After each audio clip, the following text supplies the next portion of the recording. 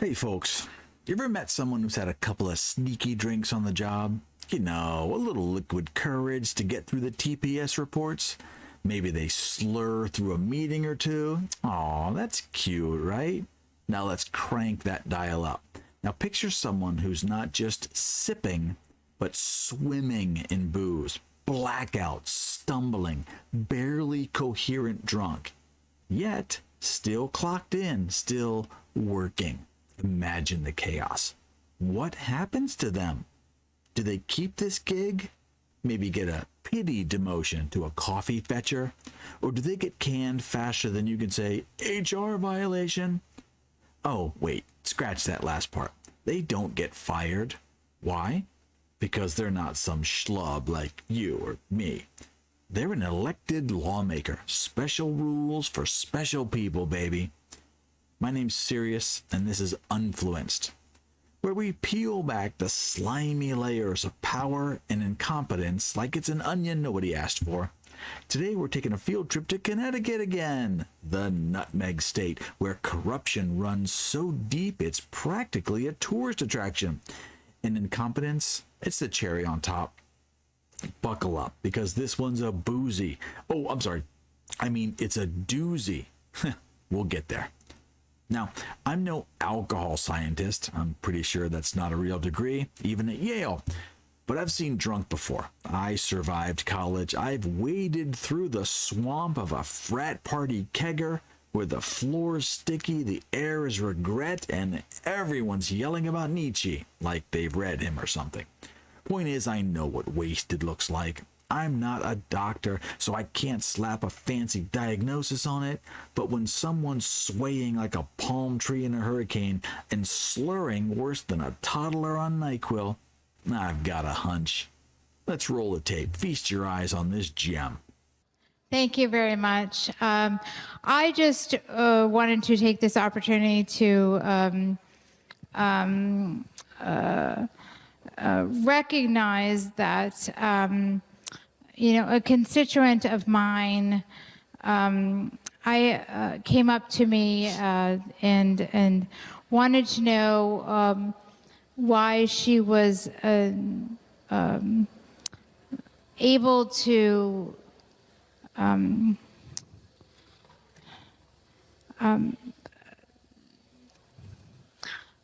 excuse me. I had to tell her that that she was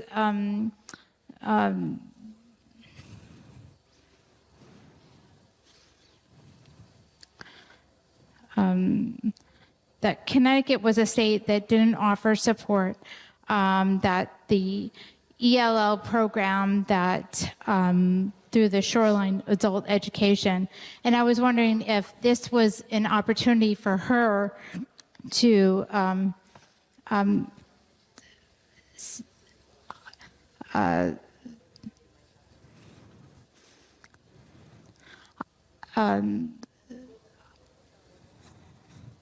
opportunity to for her to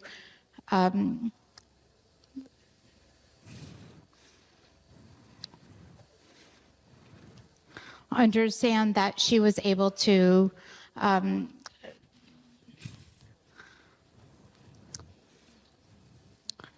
I'm sorry. Chamber of Senaries.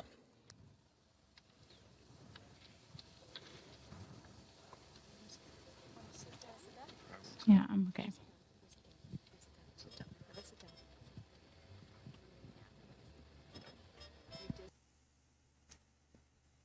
Listen to that. Listen!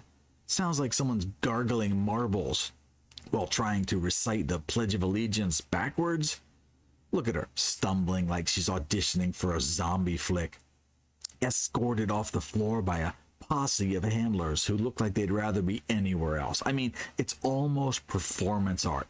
I'd clap, but my hands are busy holding my jaw off the floor. Once again, not a doctor. I'm not an inebriation expert. But if I had to bet my last dollar, and trust me, I've made worse bets, I'd say this chick is 3 sheets to the wind, hammered, plastered, drunk as a skunk on a trunk full of funk. That hot mess, That's Robin Comer, ladies and gentlemen, a state representative for the fine, upstanding citizens of Connecticut. And she might have just turned the House floor into her personal open bar karaoke night. Everyone saw it. The video's right there. High def, glorious proof. So what was the fallout? Accountability?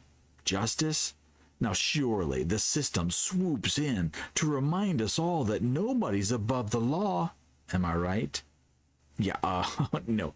Oh, sweet, sweet little child. You're adorable. Here's what happened. They stripped her of 3 committee assignments and a cute little title of Assistant Majority Whip. Ouch, what a real slap on the wrist. Except it's more like a gentle pat. It's the kind you'd give a puppy who chewed on your slippers, but he looks sorry about it. No fines, no fees, no pay cuts, nada.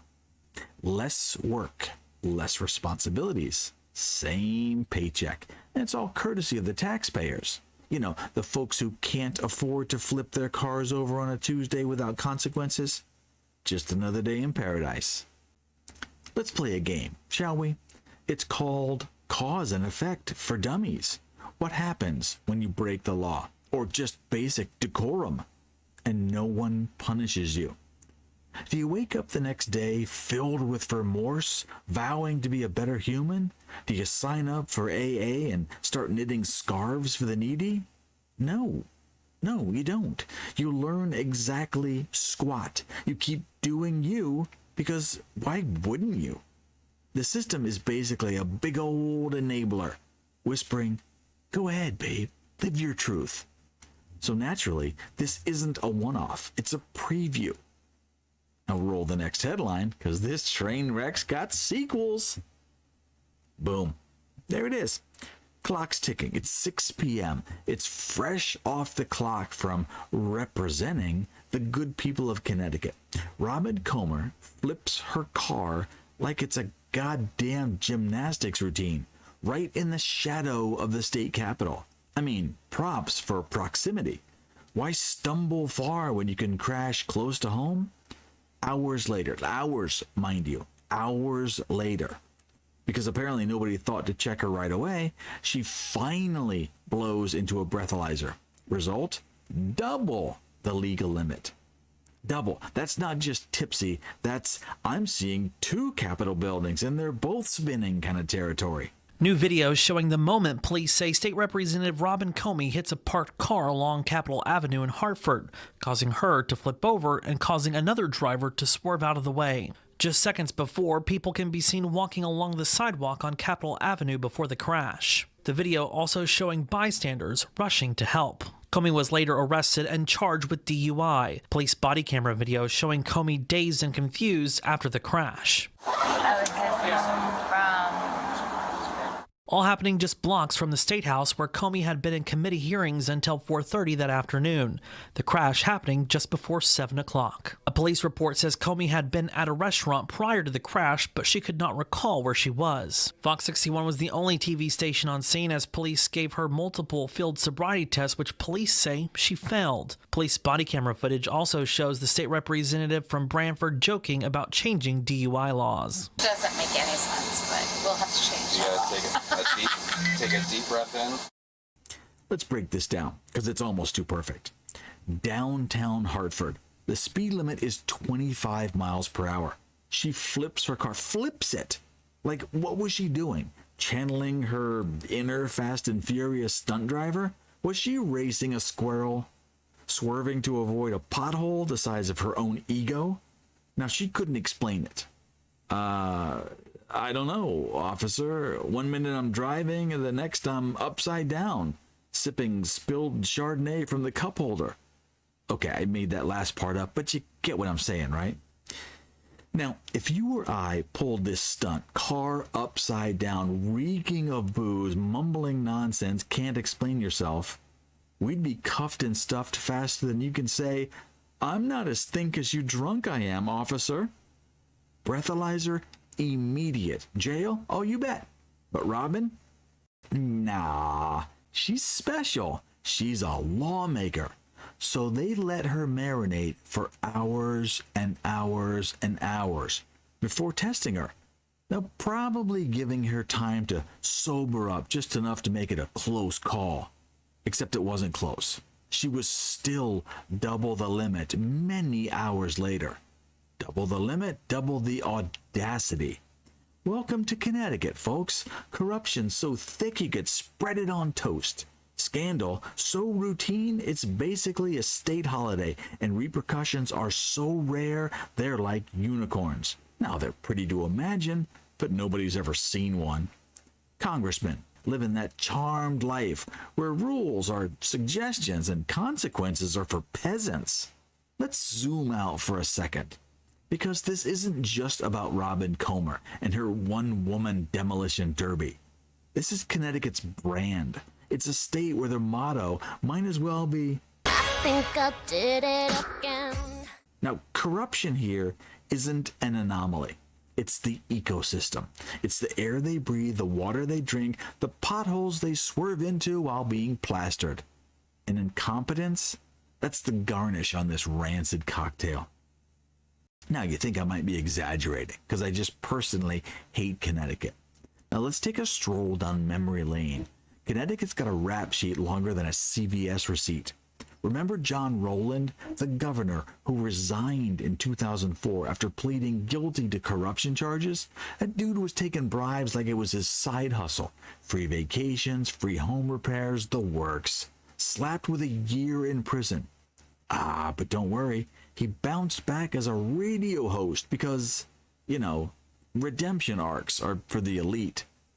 Okay, how about Joe Gannon, the mayor of Bridgeport?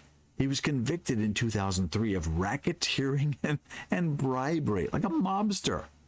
Served 7 years in jail. Then get this, he got reelected as mayor in 2015. I mean, these people love a comeback story, even if it's drenched in sleaze. And don't forget the small fry, like the state senator who got nabbed for misusing campaign funds to pay for his kid's private school, or the endless parade of officials caught with their hands in the cookie jar, only to slink away with a shrug and a pension. It's a pattern. Break the law, embarrass the state, face a timeout if you're lucky, then waltz back like nothing happened. Accountability? That's for suckers who don't know the right handshakes. Now, Robin Comer's just the latest poster child. Drunk on the House floor? Take a breather. Lose a few titles. Keep the paycheck. Flip your car in a DUI crash? No worries. We'll test you later. We'll give you some time to compose yourself. Why don't you grab a coffee? It's not hypocrisy. It's hierarchy. The rules don't bend for you or me because we're not in the club. We're the ones footing the bill while they toast in their Teflon-coated lives. So let's lean into this a little bit because it's almost too ridiculous to be real. Imagine Connecticut as a reality show, the Real Housewives of Hartford. Except instead of throwing wine, they're chugging it and crashing into each other. Robin Comer's the star of the episode, stumbling onto the House floor like she's late for the after party, slurring through a speech about, tax codes, road safety. The irony's so thick you could choke on it. Her colleagues are playing the supporting cast. Half of them are trying to prop her up, half pretending they don't see her at all, and everyone is secretly jealous they didn't get the invite to whatever pregame she's obviously crushing. Then the car flip. Oh, the car flip. It's cinematic. Just picture it. It's 6 p.m. It's the golden hour in Hartford, and here comes Robin, turning her sedan into a transformer that nobody asked for. And the cops, bless their patient little hearts. They treat it like a VIP accident. Oh, take your time, ma'am. No rush on that breathalyzer. You want a mint? You want a lawyer? How about a nap? Meanwhile, if anyone else tries that stunt, you're in a cell faster than you could say, public defender? It's darkly hilarious, isn't it? The sheer absurdity, the gall, the fact that this isn't even surprising anymore. Connecticut's corruption isn't a scandal. It's a feature. a tradition, warped little badge of honor that they wear while pretending to care about the people. And the incompetence, that's the bonus track. They can't even crash their cars with dignity. So where does this leave us? What's the end game for Connecticut? The festering swamp of privilege and poor choices. Spoiler alert, it's not pretty. Robin Comer's story isn't an outlier. It's a preview of the never-ending loop we're stuck in. She'll probably keep her seat, because why wouldn't she? The voters here have a soft spot for chaos. Or maybe they're just too tired to care. She'll dodge any real punishment. She might issue a teary apology about personal struggles. Yeah, booze isn't a struggle. It's kind of a choice, to be sure. And she might slink back into obscurity until the next headline. And there will be a next headline. That's the beauty of this system. It's self-sustaining. No lessons learned, no behavior changed. It's just a revolving door of scandals with the same cast of clowns. The lawmakers will keep breaking laws. The taxpayers will keep paying. And the corruption will keep metastasizing like a cancer that no one bothers to treat. Connecticut's not broken. It's built this way. A machine that churns out second chances for the connected and middle fingers for the rest of us. In the long run, expect more. More drunks on the floor, more flipped cars, more bribes tucked into back pockets. The state's a petri dish for power gone rancid. And the experiment's not quite done yet. Someday, maybe, the feds will swoop in. But until then, we're going to get another Roland, another Ganem. And don't hold your breath. This cycle is entrenched. The players are too cozy. Robin Comer's just one face in a gallery of rogues. And the gallery's got plenty of empty frames just waiting to be filled. So here's to Connecticut, where the nutmeg is stale, the scandals are fresh, and the accountability is a myth. Raise a glass, if you dare, and toast to the mess that keeps on giving. Okay, that's it. I'm done. I'm signing off until the next clown car rolls in. Stay cynical, folks. You're going to need it. Listen, if you made it this far, subscribe. It's an order. Do it right now. Subscribe. And then try signing up for notifications. I got more stories. It's going to get a lot weirder. Okay, I got more videos coming later, so I'll see you soon.